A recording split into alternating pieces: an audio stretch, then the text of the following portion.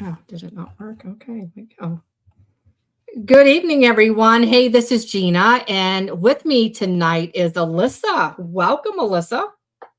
Thanks, Gina. So good to be here with you today. Thank you. So, hey, guys, on this episode, we will be discussing triggers. And I feel like this is a amazing topic in a way. I mean, yeah, some people be like, yeah, trauma triggers. Yeah, it's not an amazing topic. But why I say it's amazing because we all have some kind of trigger one way or another. And triggers show up in different ways and different aspects in our life. And what better way to find out triggering what exactly it is? Hi, Michael. What it is, how it presents itself in the body, and some ways to overcome triggering. So, triggering is a portion of recovery, it's a portion of what we go through as trauma survivors. So, again, welcome Alyssa, and she is going to be our trigger pro tonight, our expert, and, and kind of helping us. Uh, I There are a know lot of different ways to interpret that. it's all right. It's all right. I like to make it serious, but kind of goofy all in the same time. And hey, Scott, and and as always, before we get started, make sure that you like, sharing, and like and share. Feel free to comment any questions in the chat, and I will make sure that Alyssa or myself sees them, and we answer the questions to the best of our ability. So, you want to kind of start off with telling us a little bit about yourself? Sure. So I live in South Texas, where it is always about 3 degrees cooler than the sun. And it's and humid. So we were blessed with the best of both worlds.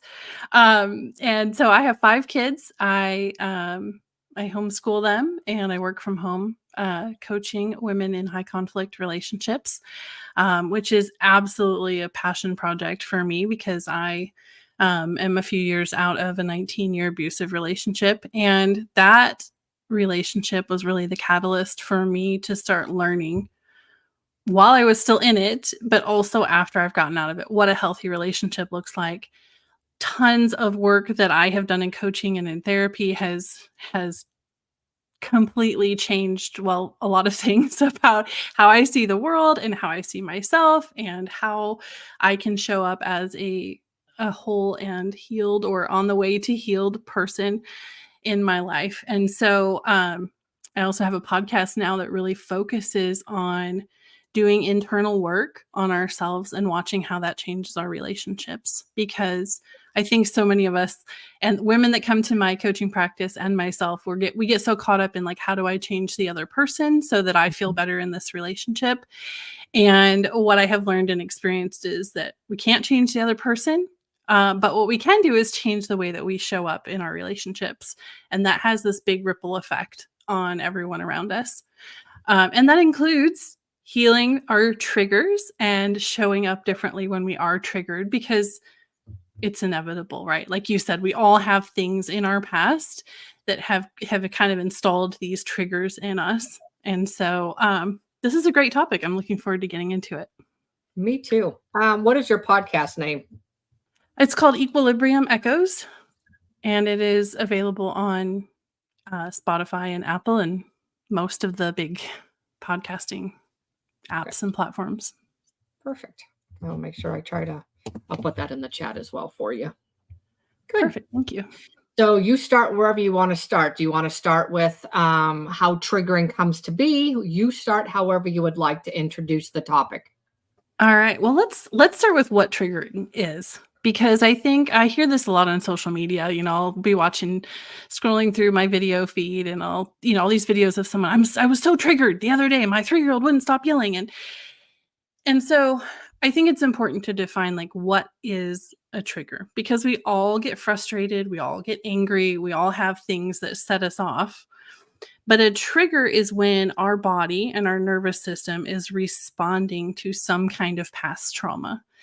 And it overreacts in a way that is actually designed to get our attention. So the way that I like to think of triggers is if you are in a situation where something happens and you have this big explosive overreaction, what's really happening is your nervous system is bringing up that past event or that past trauma and saying, hey, this would be a great time to address this thing, right? This would be a great time to deal with this. And every time that happens, it's your body trying to get your attention and say, hey, let's deal with this. Hey, this is still going on, right? Because our nervous system never forgets. Correct. It heals, but it never forgets. And so when your kid won't stop saying, mom, mom, mom, mom, mom, mom, mom, mom, and you go, what? That's not a trigger unless there's some past trauma involved that is bringing that up.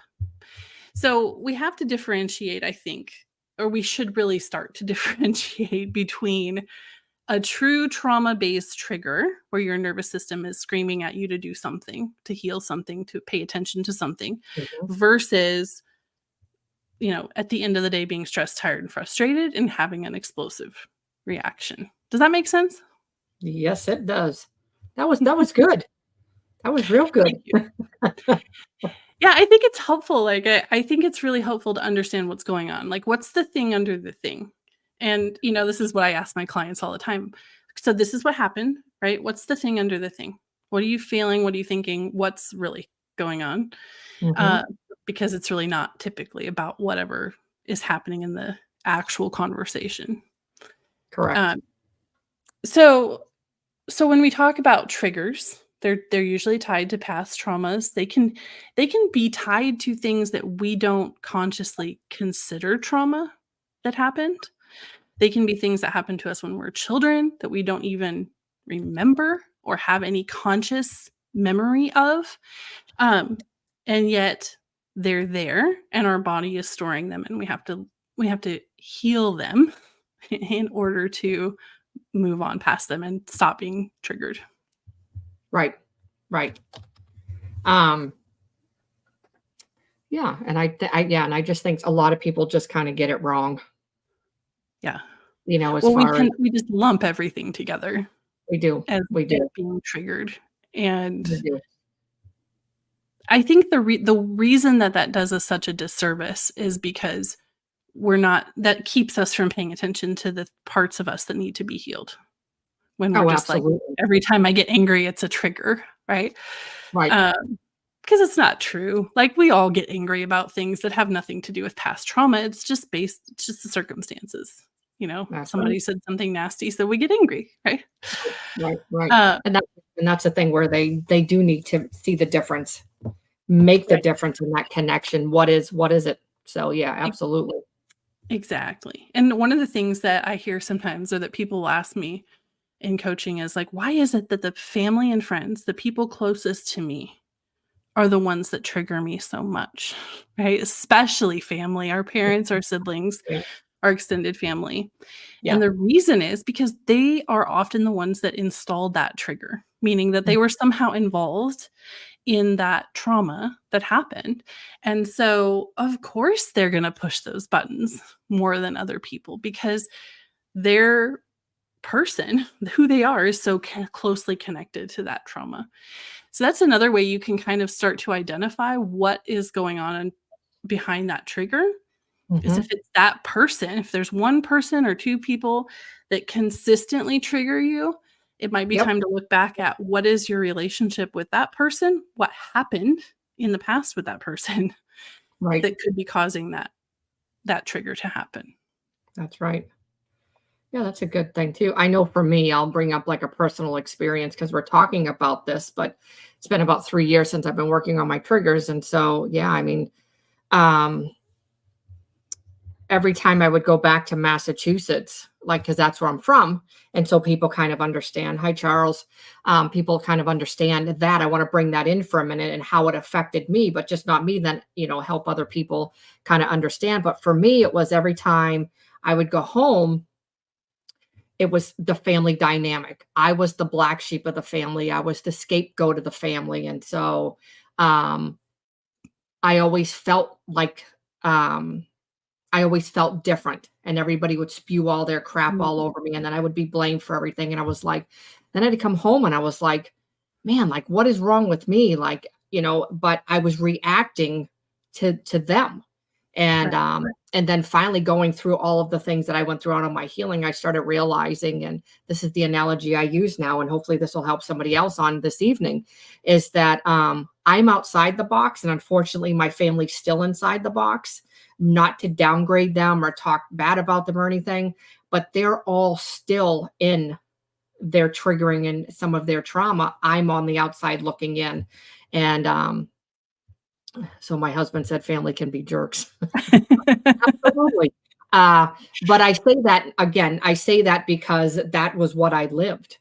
And so for years I couldn't figure out, like, why is it I would go back there, and then like I would be nervous and afraid to speak up and say this and let them walk all over me. And now I'm just like, now I see it, and now I'm like, I really have no reason to be around certain people in my family. So I'm hoping that resonates with somebody that's listening, because you don't always have to be around family. You know, people seem to think you do, but if they trigger you that much, then maybe it's time that you look at the things and say exactly what you said. Reevaluate that relationship in those situations of why are they coming up. Right. Especially while you're in that healing process, because Yeah. I mean, it's an ongoing thing and there are layers, but you can get to a point where you can be around those people and are no longer triggered by them. But it's very hard to heal when you're constantly being re-triggered and constantly in that situation. Like, I really had to. I started my healing process in therapy before I left my ex-husband, but I Yes. really didn't get to a place where I could truly heal until I was no longer in that situation. And so Right. sometimes we do have to end a relationship, or whether that's permanent or temporary, and give ourselves that space to heal. And I love what you said too about being triggered by sometimes just driving back to that place. Like it, and I think that's something that isn't talked about a lot, but I love that you brought that up, because sometimes we can be triggered by circumstances or by memories, smells, objects, things like that. It's kind of a funny story to me now, but at the time it wasn't funny. My husband, my ex-husband, he, for whatever reason, had this huge problem with cabinet doors being left open in the kitchen. And it was to the point where I would get panicky about it. If a cabinet door, like, my kid could be getting a bowl out of the cabinet and I'd be like, shut the cabinet door, shut the cabinet door, shut, in my head, like, and he's Mhm. actively using the cabinet, right? It was to that extreme where I knew if he walks in and someone has opened the cabinet door and walked away, there's gonna be a problem, right? And one day I was cooking something. He was outside and I was cooking dinner and I was taking spices from the cabinet. And so I was making chili or something that had a lot of different spices, and I was going back and forth, get the cumin, put it in, go back at the oregano. I had left the cabinet door open in a rare moment of not thinking. And of course he walked in right then and there, and like my whole body immediately went, right. Oh, yep. And I walked Yep. over and closed the cabinet door real quick, and in that particular instant, it was fine, but, like, I had such a strong physical reaction to something so simple Right. that really shouldn't ever be a thing. Um, and a few months later, I was at my parents' house without my ex-husband, and my mom left a cabinet door open, and my whole body went, shut the cabinet Mhm. door, shut the cabinet door, shut the cabinet door. Like, it's my mom's house. He's not there. This literally does not matter. And yet I had such a panic reaction in my body to this very simple thing. And so, yeah, so sometimes it's not even people per se or like words that trigger us. Sometimes it can be something as simple as a visual or a location or a smell, like anything really that's connected Right. to that Right. trauma can trigger us. Yep. Yeah, it was the same thing. Like, even my husband will, can attest to this. Like, I don't like doing the dishes or the laundry. And so there's a reason behind it. We're live, so I'm not going to say that right now why. But people that have heard my story before know. But Mhm. but there was a lot of abuse. I'll just leave it at that. There was a lot of abuse back to those two things. And so for years, if I had to do the dishes or the laundry, I would become this evil monster, and I would just throw a fit and back in my cussing days and just cuss up a storm and throw a fit like a 2-year-old, had no idea why. And Yeah. so it was exactly, it's because that trauma was still instilled in me. And so it was coming up every time I had to do this or do that. And I was like, oh, this is, oof, yeah. Yeah. People just don't Yeah. realize. They don't. They don't. And I like to really, I lost where I was going with that. Well, I don't know. Anyway, should we talk about how to start healing those triggers? Yes, that would be fantastic. Yeah, right? Because we all know we're triggered, right? And I Let's think say we've defined it now. We've given some examples, and probably everybody who's watching this is like, "Oh yeah, I can relate to that." Like I can think of some things, Yep, because we I'm all pretty have them. sure they can. Yes, yes. And it's always good, like, this is what I do when we have the guest. I mean, I like it to be, serious, but so we can be ourselves and not make it so serious, in a way of speaking and stuff like that. I like us to be like this, but I like to bring in the life experiences because that's what's going to help them. So I love that you did it. I love that I did it. So absolutely. I think they kind of got the gist of what we said. So kind of helping them like, okay, now you identify. But I do have a question though, because Yeah. so triggering, before we move on to the actual like ways to kind of settle down from a dysregulated nervous system, can you tell us how does triggering present itself in the body? Oh, well, that can be a little different for everybody, but in Yes. general, there are some things that are kind of common. The first one is like I said earlier, this big overreaction to things. And it doesn't have to be an explosion. Like some of us will react by wanting to go and climb into bed and pull the covers over our heads or hide in a closet, right? Or lock ourselves in the bathroom, run away, right? Some of us will have a big shutdown response where we get triggered and then we just shut down. We can't say anything. So whatever the reaction is, typically you'll feel it in your body, right? Your muscles clench, your heart rate goes up, like your shoulders will tense up, like once you become aware of it, it's so interesting because you can feel your body doing it before you're consciously aware of what's happening. Yep. So it can look different in terms of how we show up and how we respond, but those are some common denominators, that immediate feeling of like, and then an overreaction, an over response to whatever just happened. And you might not recognize it in the moment, because it's very hard to recognize when you're overreacting in the moment. But you can usually look back and think, did my response to that scenario match the intensity of what actually happened? Or was the action, the whatever here, and my reaction was here? And that's one of the big indicators that it's a trigger and not just Right. I'm angry and frustrated kind of Yep. thing. Yep. And that's it. So And so, yep. And so I just want to take a step back for just a second and just and let I'm fascinated with the brain. Like the brain, I'm like the mindset guru when it comes to mindset change. Like the brain is just fascinating to me. But one thing I've learned about triggering, and just to kind of bring in a little bit before we move on to the healing and kind of helping people kind of overcome their triggers, is like when you're a child and you're triggered, a lot of times what ends up happening is you have that same feeling and you clench up like this, and then you just kind of sit maybe in the fetal position, or you just kind of run and hide. So it's similar to those instances as a child, of what we do as grown-ups and things like that. And so your fight or flight kicks in, and then you're like, oh, do I go, do I run, do I fight, what do I do? And then the stinky thing that happens is that when fight or flight kicks in, then your adrenaline kicks in, which dumps the cortisol and the adrenaline in your body. And so this is where it's really important to take care of you. And I'm sure you're going to share this. And if I'm getting ahead, I'm sorry. no, you're fine. But I'm always telling people, like when you're triggered, it's really good to learn something. So after I say this, and then we'll transition because it's huge, that adrenaline and that cortisol will redeposit back into your body.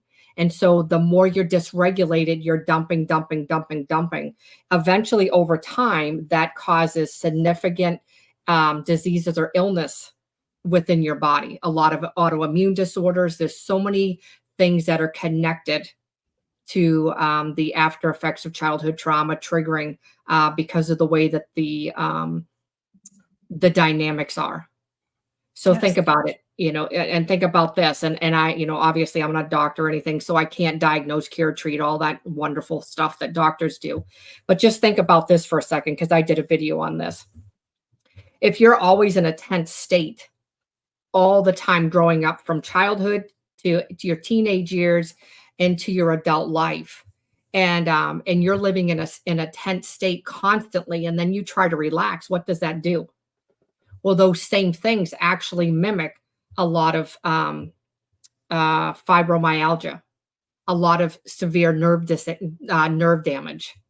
And it's all because our nerves are so constricted, we don't know how to relax.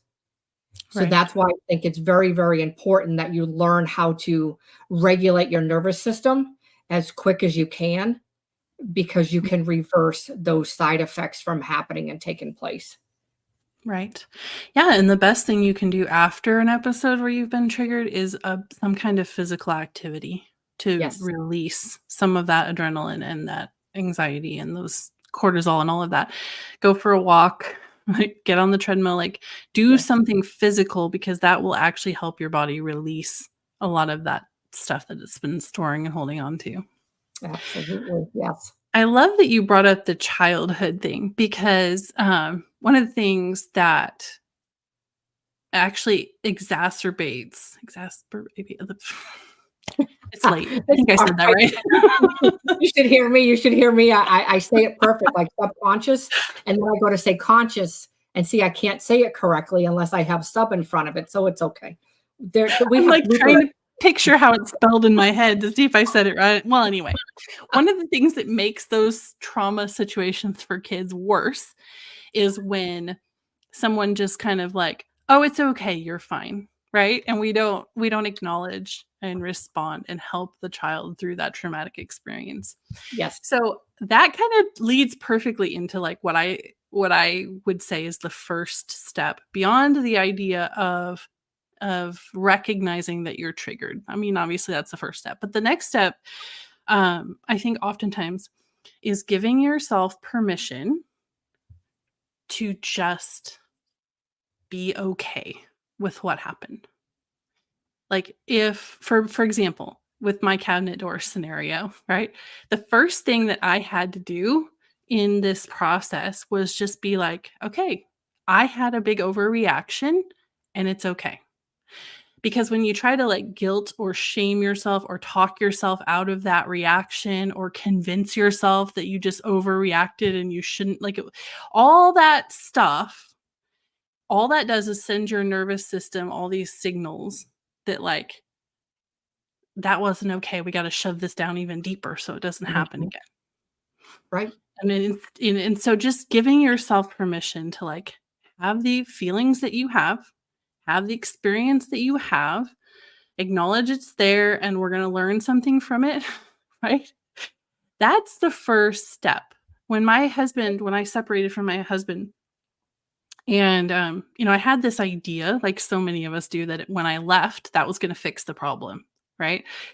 And the first few times that he showed up at my house to pick the kids up, I got so triggered, like out of my mind, like shaking, anxiety, stress, sweat, my stomach hurt, the whole 9 yards. And that was just from the text that he was coming, right? Like it was before he even came. And so I was a couple of weeks into this and I realized I had this moment where I was like, I refuse to spend the next 15 years having these feelings every time he's showing up. Right. That means I'm going to have to do something about me, right? But I was not at that moment capable of just saying, well, I'm not going to react this way. Like that was never going to happen. The first step for me was just giving myself permission to feel what I felt, and also giving myself permission to not respond to him at all. Like, he would show up and start yelling at me in the driveway. And so I wasn't capable of, like, having this great conversation where I stood up for myself. I was not capable of shutting him down. I wasn't capable of any of that. I just gave myself permission to not respond.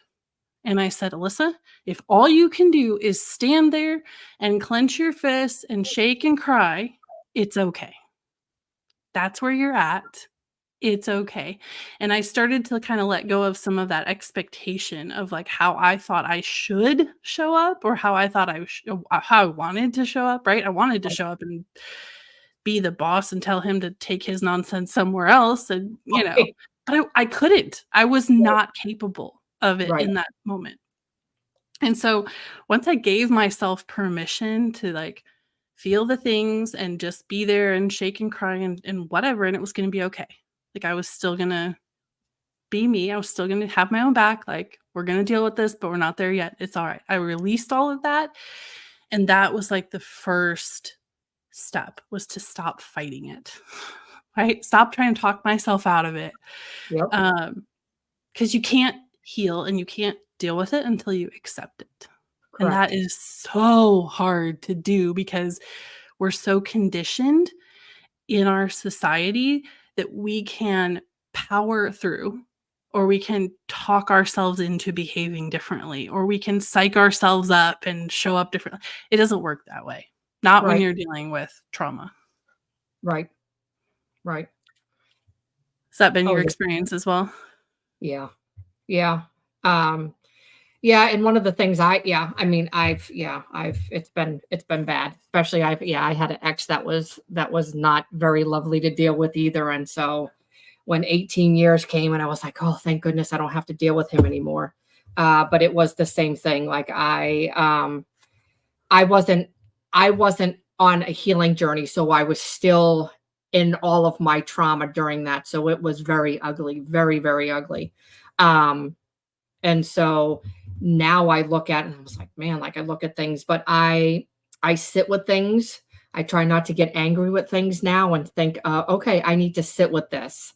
Um, a lot of the times that people, and I know for myself, speaking from my own experience, and probably maybe a lot of people don't like to sit with what they're feeling because a lot of times it brings up stuff up here and they Yes. don't like that. And Yes. I can attest that I am one of them, that I don't like sitting with the uncomfortableness. Um, I'm learning to, because a Mhm. lot of times if you tell clients, okay, sit with that for 5 minutes, they can't do it. They'll either Right. get on their phone or they'll start doing something else, because as soon as this starts ruminating or something starts coming up here, they think, oh my God, I can't deal with this. Right. I've got to shut this down. Yeah, we fear that we're gonna get totally overwhelmed and totally flooded with Yep. so much emotion. Like, it's almost like this, if I open the door here a little bit, it's gonna flood my room and I'm gonna die. Like, it's Yep. gonna overwhelm me. It'll be Pretty the much. end of me. Like, Mhm. we catastrophize, Yes. kind of what's gonna happen.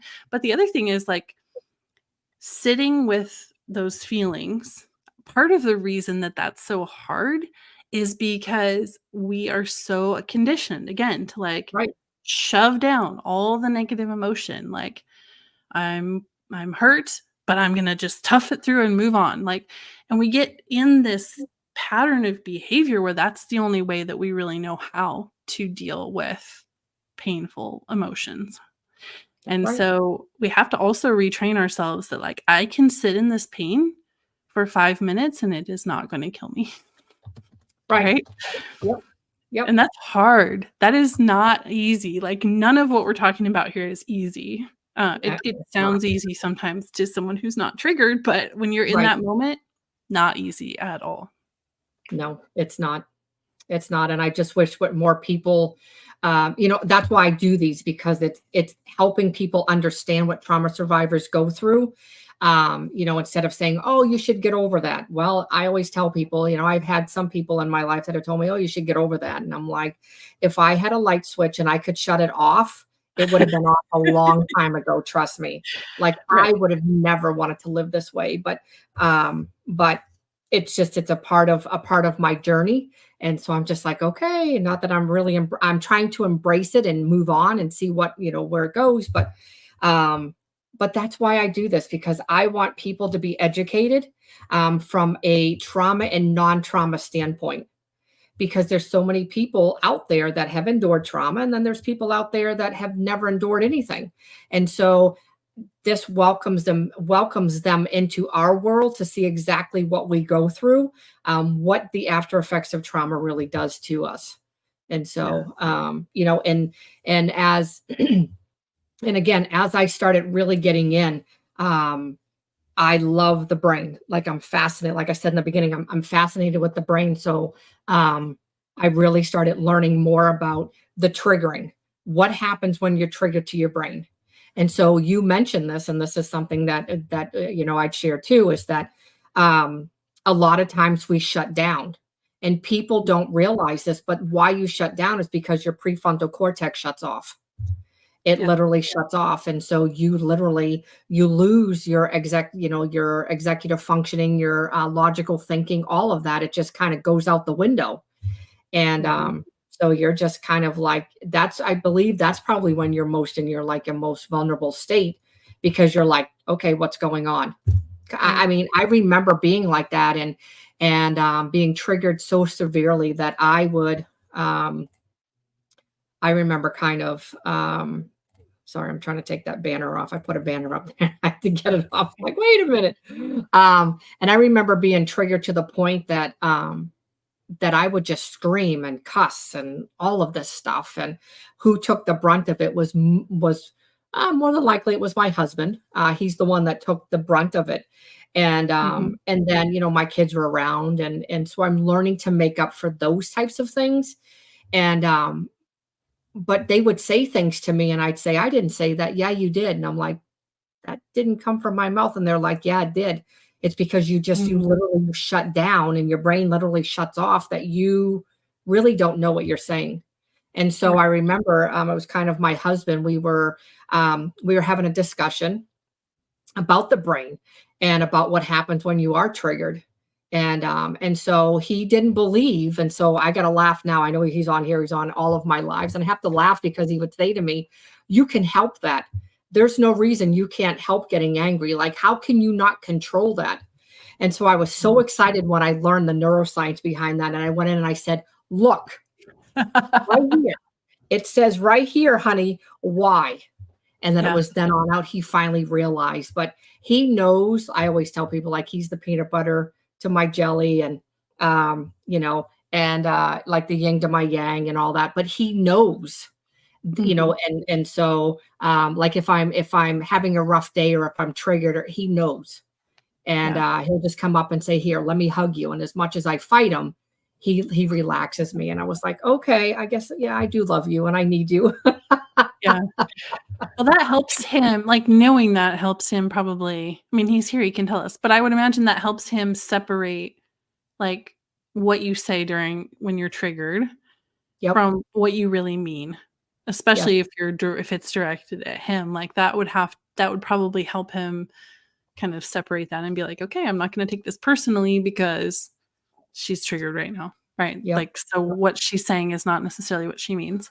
But I Yep. also wanna point out that going back to the very beginning of this conversation when we were talking about how the trigger word is overused, some of my clients come in and they're like, "My husband does X, Y, and Z, and he's yelling and screaming and, like, can he help it?" Right?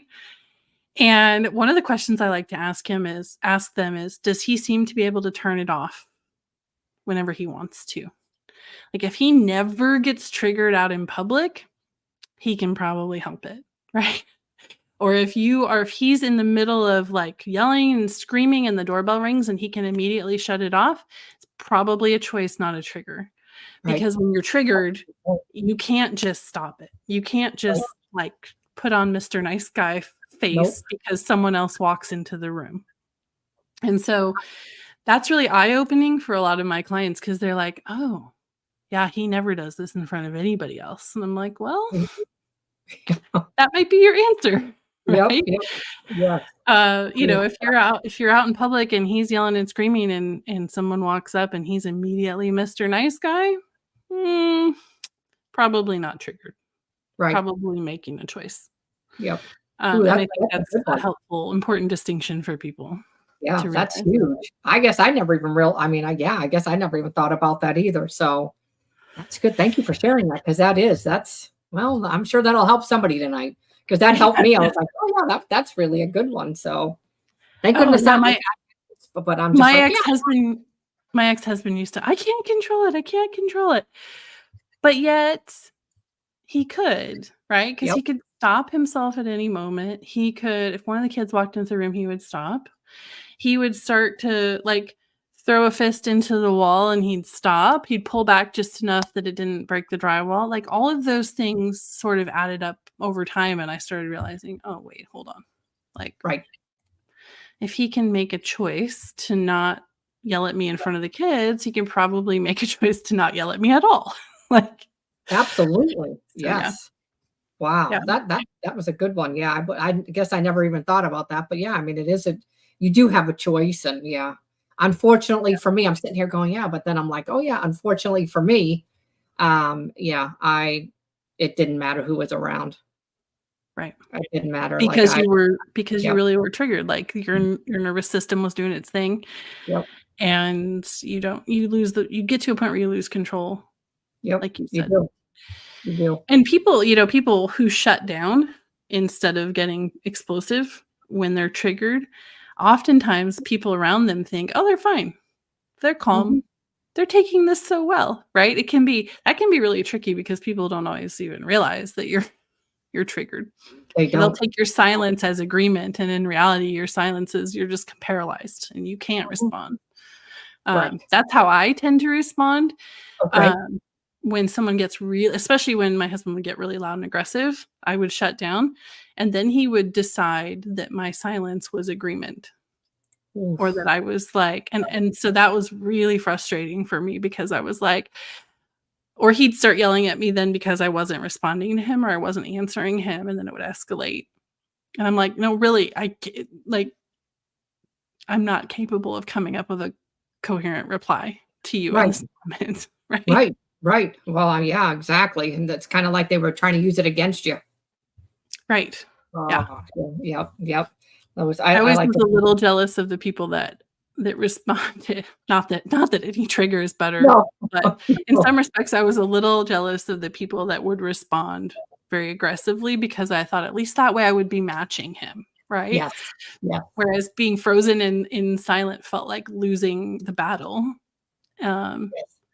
but in retrospect, I don't think it would have probably helped. It probably would have just escalated and blown Yes. up everything much Yep. And faster. that's exactly what just came to my mind. I was like, thank God that you were the quiet type because if he was like that, can you imagine if you both that would have been explosive. So I'm like, Yes, woo. you know, I was listening to Adam Young. He's a, licensed therapist and counselor. He has a podcast as well, but I was listening to him, and he was talking about this fight or flight or freeze or fawn responses that Yes. we have. And he actually said something I thought was really fascinating. He said, "Our bodies know which is the safest response, and our nervous system will push us into the safest one." And he used the example of someone that he knew that was out hiking and was confronted by a bear on the trail. And his body shut down. He went into total freeze mode. He couldn't run. He couldn't scream. He couldn't, like, and his friend said after the fact, like, he was in his mind, like, desperately trying to run or trying to scream, and he couldn't. And he said that was his body choosing the best response with the highest outcome of the highest Mhm. probability of keeping him safe. Yes, And so, I mean, our bodies are so intelligent. Like, they're they are. so smart. The way that our nervous system works and our brains work are just incredible. But I loved that perspective of, like, our nervous system is actually choosing the response that it thinks has the highest probability of keeping us safe. I like that too. That's yeah, that's huge. Yeah. Um, and people, I mean, a positive outlook on listening. I mean, yeah, we're triggered and all that stuff, but listening to what's going on. And, yeah, I've been in freeze mode before. There was a situation and I was in a freeze and it was not good. Like, it's just like, holy mackerel. So, but yeah, I mean, that does make sense. Your body knows best. Yes. Yeah. But that, I mean, it is. I wouldn't have wanted to been him near that bear at all because I would have been thinking flee, but then I probably would have passed out anyway. I would have been like, a punk. I would have been on the ground. Yeah, I was like, well, they say the worst thing that you can do is run. I mean, they'll tell you the best thing you can do is drop down and play dead. So essentially, that's what his body did. Yep. Yep. I'm like, that's why I don't go. I don't go to states that have any of those animals. Like, there's no way. I'm like, nope. Yeah. Oh goodness. Wow. Oh, this is such I can't even imagine. Nope, Nick and I, nope, not at all. So, that's some good talking and stuff like that. So, transitioning to kind of the healing process, the things that you work on, maybe still with yourself, if you're still healing yourself, or with your clients, and things that you would recommend to help people that are that are triggered, to kind of help them. Your husband says you live in a state that has bears. They're just not near me. I don't see one. Aren't you so glad he just pointed that out? Thanks, honey. We're moving. So, I mean, we'll drive in the country because we live in a very rural area, and we'll see a fox and a coyote or whatever, but I ain't seen nothing else. And people will be like, "Oh yeah, there's bobcats around here," and I'm like, "Oh, okay, well, I don't see nothing, so it's fine." I don't think we have bears in Texas, but we have more than our share of snakes and killer insects. No, thank you. That's kind of nasty. I think I'd rather have a bear than snakes, honestly. Mm-hmm. I can't handle snakes. But anyway, side note. So, yep, I know. Well, it's kind of funny because it's kind of like the squirrel whoop. Yeah, right. We're just entertaining ourselves over here. Oh, okay, I love it. So in the healing process, first of all, don't expect to be able to deal with the trigger in the moment. It's not going to happen. Scott says he sees black bears a lot. Yeah, he's in Vermont. Oh, yes. Yep, so he's on the East Coast. So yep, he would be. This is another squirrel, but when I was a kid, we had a book called Blueberries for Sal. Yes. And the whole book was about, have you seen that book? No. The whole book is about this mother and daughter picking blueberries on the side of a mountain in Vermont. I think it's in Vermont. And this black bear is following them through this is a child book, children's book. So every time I pick blueberries now, I think of that. Anyway. Oh, isn't that something? See? So back to healing. So the first step is just giving yourself permission to feel what you feel. Like, stop fighting it. Stop fighting, start acknowledging. That's the first step, is like, I was triggered. It is what it is. I'm not going to try to stuff this down anymore. I'm going to sit with it, and I'm going to accept that this is what's happening. And the second thing is that I like to do is to start not in the moment, after the fact, when you're calm, revisit that and start trying to understand what was happening underneath. Right? So this is usually something that I do through journaling. So I'll start asking myself questions like, what did I feel right before I exploded or I shut down? Like, what was that emotion I was feeling? Where did that come from? Where in the past have I felt that? Yes, Texas does have scorpions. I've killed 2 in my bathroom this year. I'm not really happy about that. I put 2 scorpion traps in my bathroom and never caught anything, so I'm just gonna convince myself that was an anomaly and not gonna happen again. Right. There you go. Because denial is the way we survive. You got that right. Yep. So you start journaling, right? So what were you feeling right before you got triggered, right? What happened right before that? When have you felt that way in the past? right? Yep. What past memories are associated with that feeling? What was that person doing at that time? What did that remind you of? Like you got to get really curious with Yep. yourself about what you felt, and what in the past is connected to that. Because you may already know, like sometimes like what triggered you, but very often I find like we don't know Right. specifically. In my case with the cabinet doors, I knew what triggered me because that was a, a situation that my husband would explode in. There was a direct correlation, but oftentimes we don't know. Yes. So the way that we get there is we get really curious about our own feelings and our emotions, and we start asking ourselves these rabbit hole kind of questions like, when have I felt this in the past? What kind of sometimes we'll have these little nagging little fleeting memories that pop up that can help us identify what's going on. And so oh, Ariana asked a question. I want to answer that in a second. Yep. So just keep going deeper and deeper. Like Okay. if you're journaling and you're like, I felt shame right before I had this explosion. Okay. When in the past have you felt shame? What was associated with that? When do you first remember feeling that? And as you answer, keep asking yourself more questions. Okay. Keep digging deeper and deeper. And how here's how you know when you found the root. You'll have this moment as you're going deeper and deeper and you're digging through the layers. You'll have this moment where you go, oh, right? Where you're like, oh my gosh, that totally explains it, right? Yep. That's when you know you've gone deep enough and you've Okay. figured out what the thing was. Yes. And sometimes that's enough. Like if it's not a real deep traumatic thing, sometimes just recognizing it and being able to consciously process it will be enough. Like for example, with the cabinet doors, that was not a deep thing. Like I have sexual abuse in my marriage as well. So that took way more work, right, to Yes. deal with Yes. than the cabinet door thing, right? Recognizing the cabinet door thing was enough to kind of get me started in that process. I came home from Right. that trip to my parents' house and I started leaving cabinet doors open on purpose in my own. Yes. Uh-oh. Hopefully she'll Like be. deal with Oh, that trigger in that way. But oh, are we back? yes. Yep. You just kind of went away for a second, I but went you're out back. for a sec. Yep, you did. Okay, good. Sorry about that. That's all right.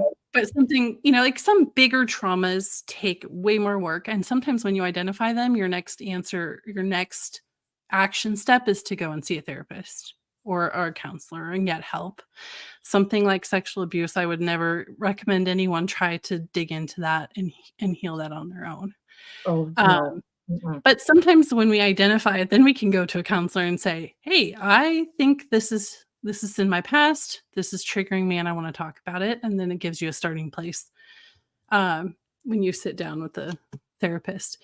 But Yep. oftentimes, the second step or that we can do, sometimes the farthest we can get by ourselves, is to identify what it was.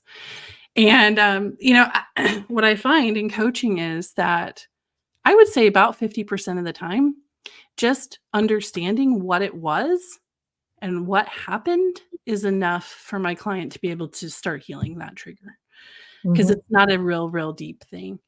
The other 50% of the time, then you're dealing with really deep emotional wounds and you have to have some help, some professional help in healing that. Absolutely. But that's the next step, is to just get curious about what's going on and start asking yourself layer after layer of question until you have that aha moment. Good. Good. Um, what else do you do? Is it just this, or is there other things that you do? Well, if I guess it depends on what it is. Like Okay. if it's something really deep, like sexual abuse, there's only so much you can do. Right. There. But there are strategies to kind of minimize the trigger. Um, things like deep breathing, grounding yourself. Like you can start to feel yourself getting triggered. You can remove yourself from that situation. Um, Absolutely. there were times, especially when I was getting into some of the deep trauma with my therapist, where my ex-husband would show up to pick up the kids and I would send them out and lock the door because I knew like I have to protect myself from being re-triggered right now because I'm in this really raw place of healing where I'm feel very exposed emotionally because I'm dealing with this stuff. And so if you're dealing with that kind of trigger, it's okay to have to stop some relationships, remove yourself from some situations, protect yourself, give yourself that grace and that space to be vulnerable and heal without getting re-injured, re-poked. We have a big gaping wound on our leg. We're not going to leave it open and exposed, right? We're going to put salve on it and cover it up and keep it bandaged, right? And so it depends on what the trigger is, but protecting yourself and giving yourself space to deal with it is huge. Okay. And if you can deal with it, sometimes like something like the cabinet doors, desensitizing yourself, like I would go home and leave my cabinet doors open. And for a few weeks, I'd walk in my kitchen and I'd be like, and then I'd be like, nope, Yep. this is okay. This is Yep. okay, Alyssa. You're safe. This is your house. Nobody's going to yell at you. And after a few weeks, like I stopped being triggered by it. So I was able to sort of process that kind of a trigger on my own through desensitization, through desensitizing myself, through, Yep. reassuring myself that I was safe having my own back, right? I call that having your own back. Like when you defend yourself, stand up for yourself, and kind of coach yourself into a calmer place, a more regulated state. Yeah. And that works very well when the triggers are not real deep. Yes. Yes, Scott says going out in nature. That's another way, like going out for a walk, getting your feet in the grass. It grounds you. It brings you back into your body and calms your nervous system. Nature is amazing. I mean, God's design is so perfect. It's so amazing. Like he obviously knew when he created us that nature was going to ground us. And really, it's very fascinating that we live in a society now that is so dysfunctional and so triggered, and we're also not in nature. Oh, like some of us are never in nature. Right. I do wonder sometimes that those things are a little bit connected. Oh yeah. Not that being in nature fixes everything, but also being completely removed from the environment that God created us to live in probably isn't helping anything. No. And that's actually how the lady that I had that did the solo travel, that's actually how she helped healing herself, was sitting in the woods or sitting in the forest. And she would just plant herself right in the middle. And she said, what I did is, she said, when I was triggered, I would look at the trees as people. She said, because they're a living being, a living thing. And she said, I would look at them as people. And she said, I'd sit there, and when I became triggered, she said, I would try to sit with that for the moment, but I would absorb what was coming, listening to the wind, blowing, listening to maybe the trees creaking and leaves falling, or birds chirping, bugs making noise. And she said, I would listen to all that. And she said, people just don't realize how healing nature truly is, and all of the grounding that you get. It's huge. I love being outside. And I think we also underestimate how much we can heal by talking to ourselves, Yes. right? Like Self-talk is huge. It's huge. Looking yourself in the mirror and making eye contact with yourself and saying things like, I love this woman. I love this girl. I love you. Like that feels so awkward and uncomfortable. But there's something about that is it's you speaking life to yourself. Absolutely. And having your own back. Like there were times for me when I would start to get triggered, and what really worked was speaking to myself in the third person. Like, Alyssa, this happened to you. It was not okay, but you're going to be okay. You're feeling shame, but you are loved. Yes. You feel whatever. The truth is you are loved. You are honored. You're cherished. And if nobody else feels that way about you, I feel that way about you. Like, I am going to honor you. I am going to respect you. In other words, I'm going to respect myself, but I'm Right. telling myself this in the third person. There have actually been studies on this, how talking to ourselves in the third person has a completely different effect than self-talk in our heads, speaking out loud Really? as though we're talking to someone else. Yes, it's fascinating. But Oh, it I can like it. have I'm the gonna write same that down. effect, actually, as someone else saying those words to us. If you look yourself in the mirror and you make eye contact and you say to yourself, Alyssa, you are loved and cherished, it actually has the same neurological effect as if you looked me in the eye and said that to me. Oh, wow. And it's so powerful. And it also helps us kind of remove ourselves a little bit from the emotion, Right. and we stop talking ourselves out of it. Because, like, if I were to say to myself, I am loved, I am loved, I am loved, like in the back of my head, I have this little voice saying, no, I'm not. No, I'm not. No, I'm not. Yep. Like, I argue with Yep. myself, right? But it's Yep. different somehow when you look at yourself and you say, Alyssa, you are loved.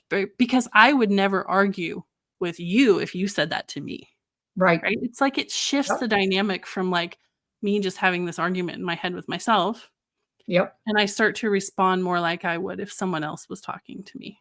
I And like that. there's so much power in that. Yes, I But it like feels that. awkward as heck when you first start, I will say that.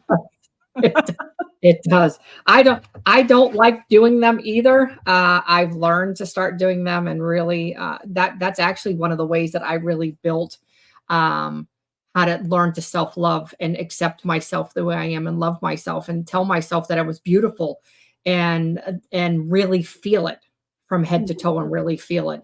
And, well, there's other ways, but I was gonna say, well, you can always sorry guys, but you could always stand in the mirror naked and tell yourself you love yourself from head to toe. And people that have body image issues, and it does, like you'll finally be like, okay. And so, I really do love myself. And it's taken me a long time to say that. My husband will even, say that too, that it's taken me a very long time to say I love myself and and I accept who I am. I accept my body and all of this stuff. And because if I'm not doing it, well, yes, and a lot of encouragement from him. But if I'm not doing it and I'm telling my client, or not telling, but recommending my clients do it, then what good am I? Right.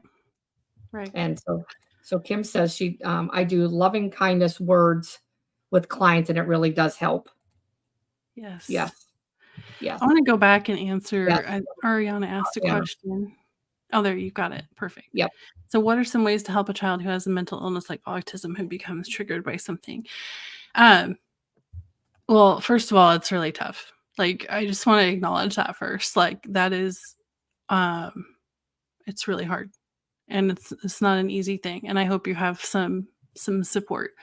Um, but there are a couple of things, and also I will say I don't have a child with autism. I had an uncle with autism, but I don't have a lot of personal experience with this, so I'm passing on here what I have learned from other people. Um, so a couple of things that I think can really help. It depends on how your autistic child responds to physical touch, first of all, because some children with autism absolutely love it and some of them cannot handle it. If you have a child that loves it, one of the best things you can do is put your hands on their face like this, skin to skin contact, make eye contact with them, and just breathe. Because your nervous system will, our nervous systems, when we're in close contact, especially when we're physically skin to skin, our nervous systems can use another nervous system to regulate. And so this is why in-person therapy is so much more effective sometimes than Zoom therapy. Yes.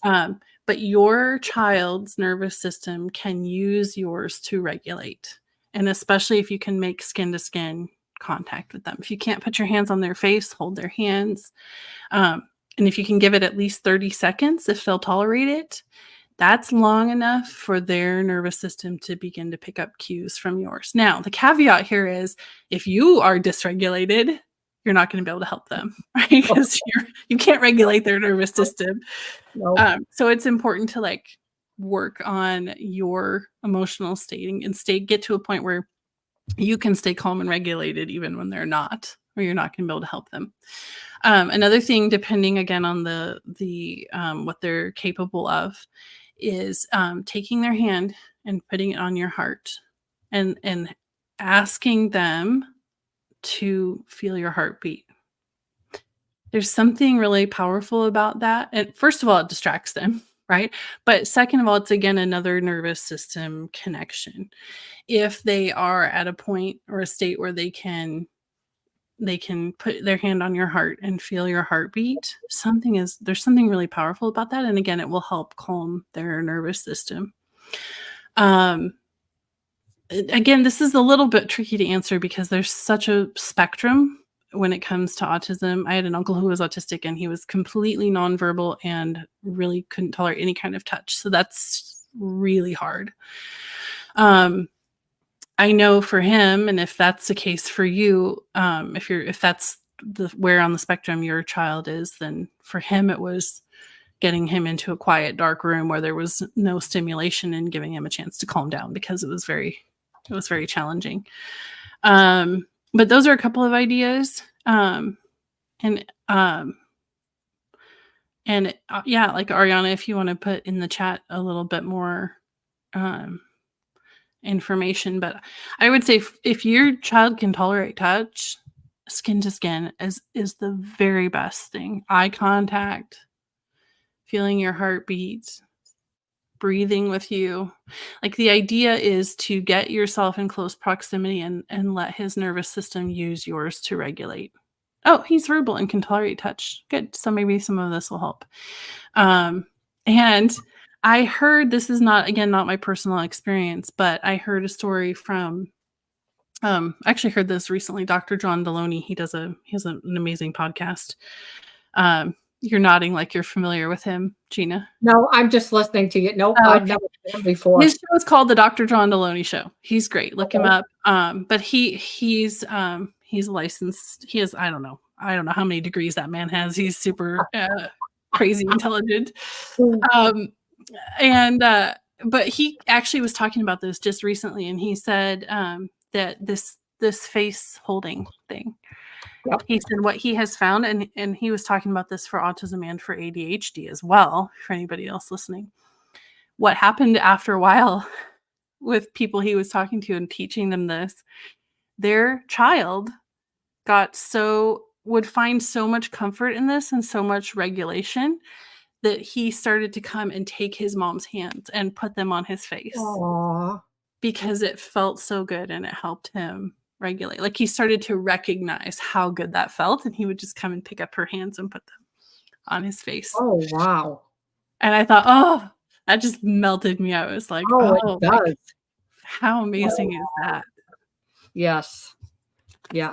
So, we have a 6-year-old that's sometimes she becomes very dysregulated, and so I'll have to remember that.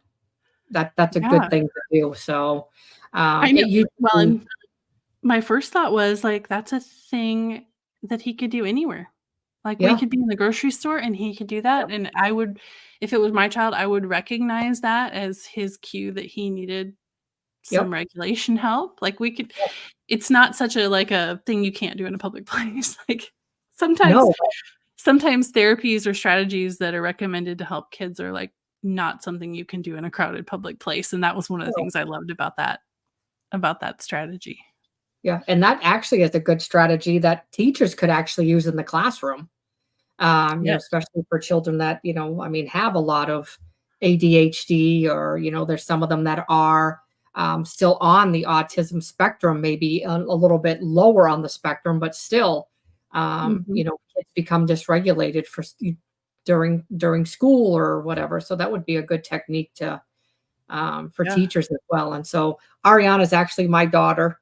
And so she's actually going in for education. So not that she's mandated to watch these by any means. She comes here freely on her own, but I love that she comes week after week and she's willing to learn, because the things that she's learning, she can take away.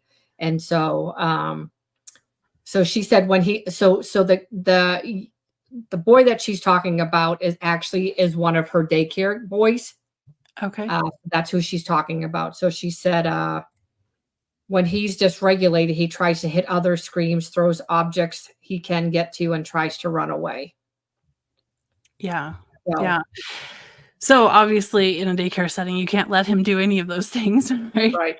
So Yep. that's your first challenge, is to that the difficulty there, the challenge immediately is how to keep him from hurting anybody else or himself while still staying regulated yourself so that you can help him regulate. That is no easy task. Right. Right, first, but yeah, if he will let you put his hands on your face, and you'll know when he starts to get regulated, because he will most likely be willing to make eye contact with you when he won't be initially. When he's dysregulated, he will not make eye contact with you. If he starts to be willing to, you can see that it's working, and you'll see other signs in his body as well. But That's um, that's a good one. yeah.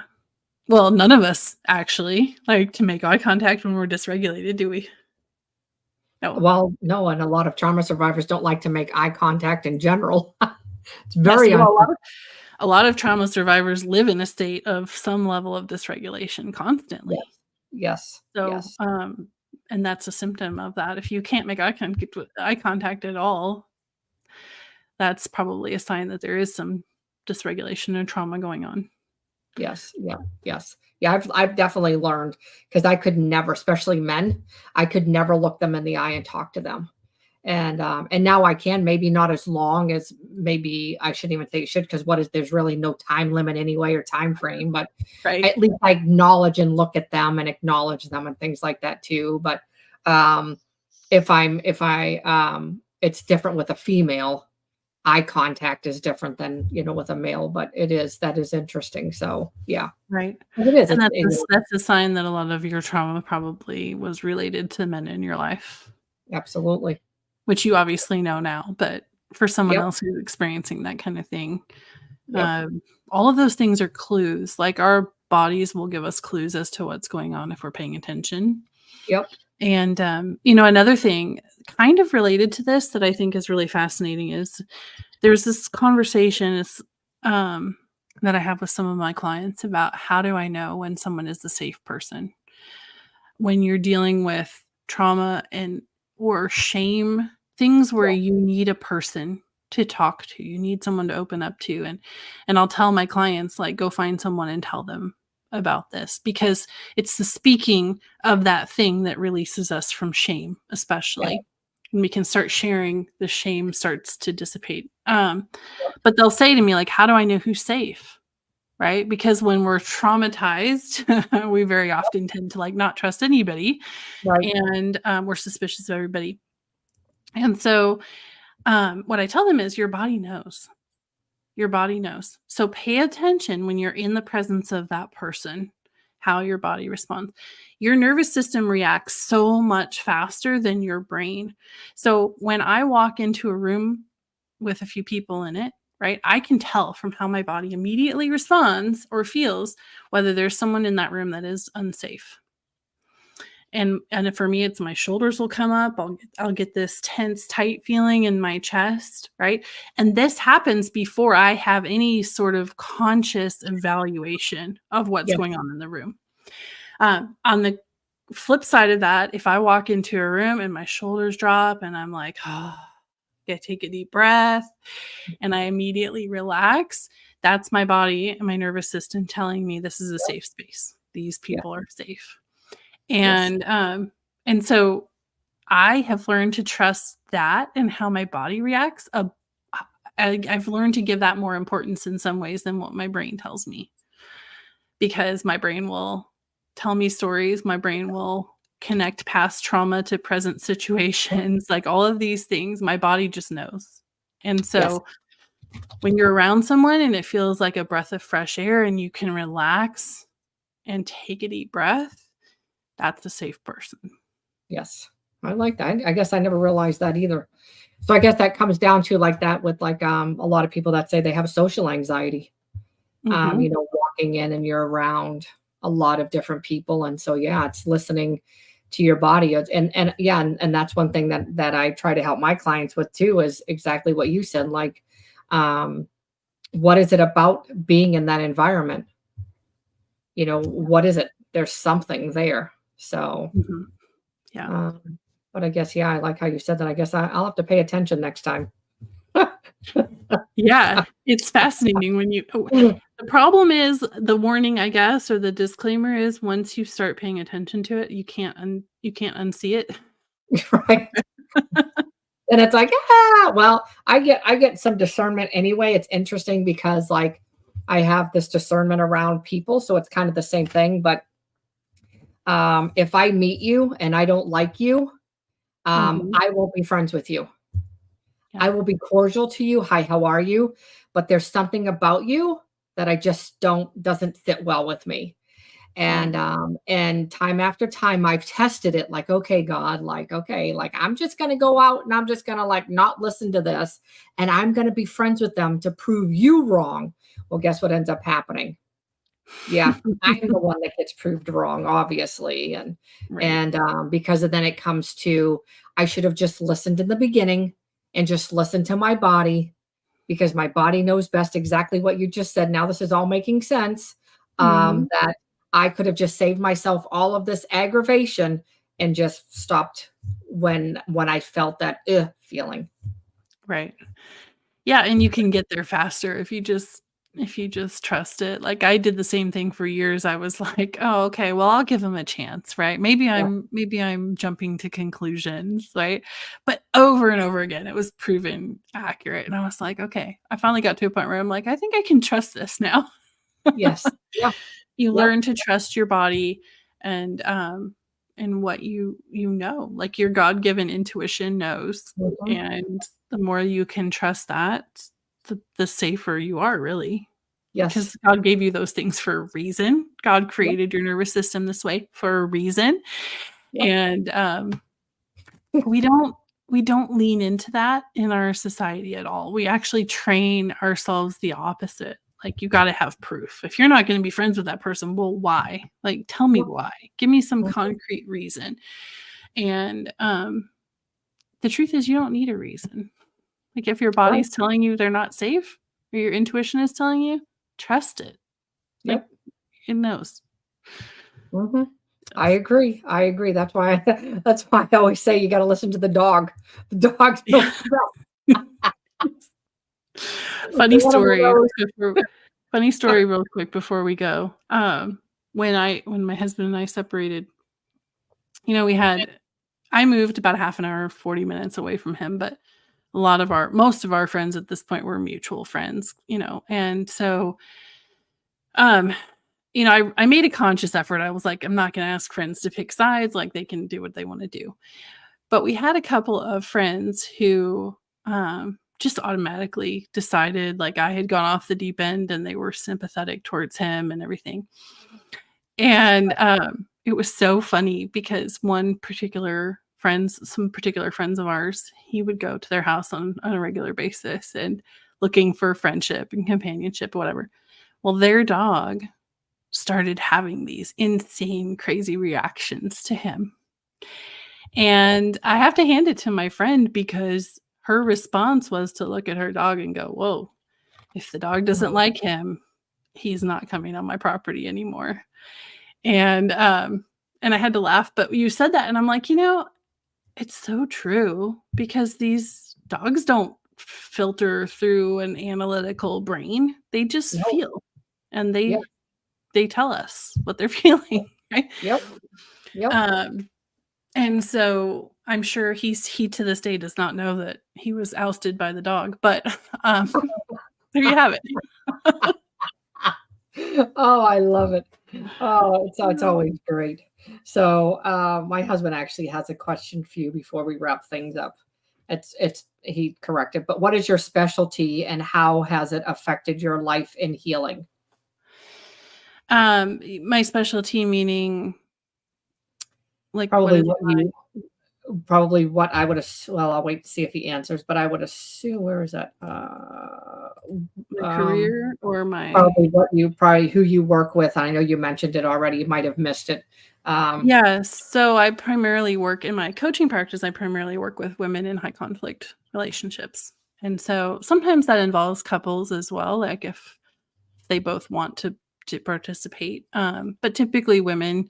And I really focus on helping them do that inner work of having their own back, defending themselves, healing their traumas, and showing up differently in that relationship. My line of trauma and coaching. Yeah. Showing up differently in that relationship, because you can't change the other person, right? We all know that, but we all try anyway. Yep.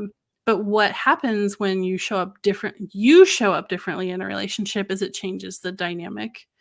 And what I like to encourage my clients with is, even if you're in a high conflict relationship, in a marriage or an intimate partner or whatever, you can feel better in that relationship. You can feel better in your own body because of the work that you've done on you, even if he never changed the gosh darn thing.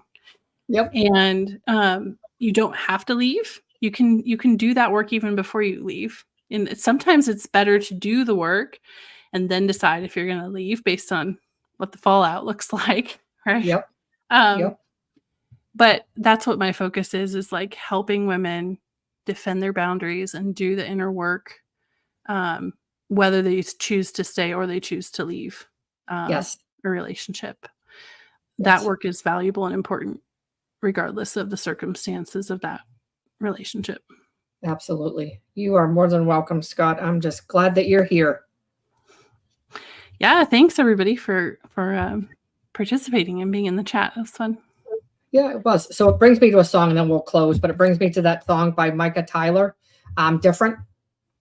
You haven't heard that song? I haven't. I don't think so. So you'll have to go on to YouTube and Micah Tyler, and it's called "Different," and it's the introduction of why he wrote this song.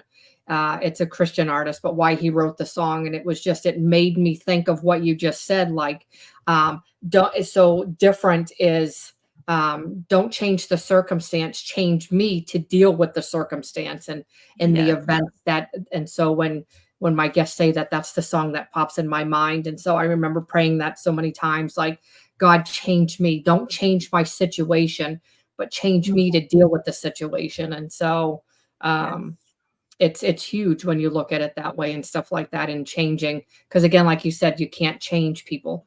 All you can change is yourself. Yeah. Change me to deal with it and stuff like that too. So absolutely. Exactly. So, yeah. So yeah, I still have to deal with my ex-husband 2 or 3 times a week. And it's a completely different experience now than it was. Like, I no longer get triggered at all, most of the time. I mean, every now and again, something will pop up that I still have to deal with. But, and what's funny is now he tells me that I trigger him because, which I think is really his way of saying, like, you're ticking me off because you're no longer complying with my shenanigans and allowing me to treat you the way that I've always treated you. And I don't let him get away with stuff anymore that he did for years, but it was a process that took several years. It was not an overnight phenomenon that I just decided. But you can heal from those triggers, even if you're still have to deal with that person or be in that situation. There's always hope. And I guess if you want to put it this way, the relationship did change, and not just because we got divorced, but the whole dynamic is different now. Like, when we're in a conversation, the balance of power has completely shifted. And not that I'm trying to be the powerful one in the relationship, but I am now the unaffected one, which gives me a lot of power in the relationship. And he can get angry and yell and scream and have a red face and blow up and all the things that he used to be able to do to manipulate and control me. And they don't work anymore. And he feels that clearly. Like, he does not like that. But the dynamic is completely done a 180 because of the work that I did on myself. Wow. And it had nothing to do with me trying to change him in any way, shape, or form. That's right. Yep. Change you to change you, so you know how to deal with the situation. Yep. So yeah, you definitely have to look at that song because it's so powerful. All right. I will. I wrote it down. I'm going to go look it up as soon as we're done. Good, good. All right. I don't think there's any more questions. I just want to say thank you so much for being here, Alyssa, and really sharing your heart out about triggering. Actually, I wrote down some sticky notes, some things that you had shared that I was like, oh, I didn't know that. So thank you so much for everything that you shared tonight. She has her podcast. I put it in the chat for people. If you're interested in listening to the podcast, Spotify, Apple, all of those great platforms that's on there. You can always find her. I believe I put her website on the YouTube. It's in the description. Should be there as well if you would like to reach out to her for anything. As always, thank you for being here. Make sure that you like and subscribe. Next week, I don't know. I don't even know who my guest is next week. I might not even have one, but we'll still be here. We'll be here live every Monday, 8 p.m. Eastern. And again, we do these to bring healing strategies to trauma survivors and non-trauma survivors to let them know what it's like in the life of a trauma survivor and to walk in our shoes and to see some of the things that we go through. And again, to give healing and explain the different healing modalities that are needed in addition to coaching, therapy, counseling, whatever you have. So thank you so much for being here, everyone. We appreciate you. God bless. And we will see you next week.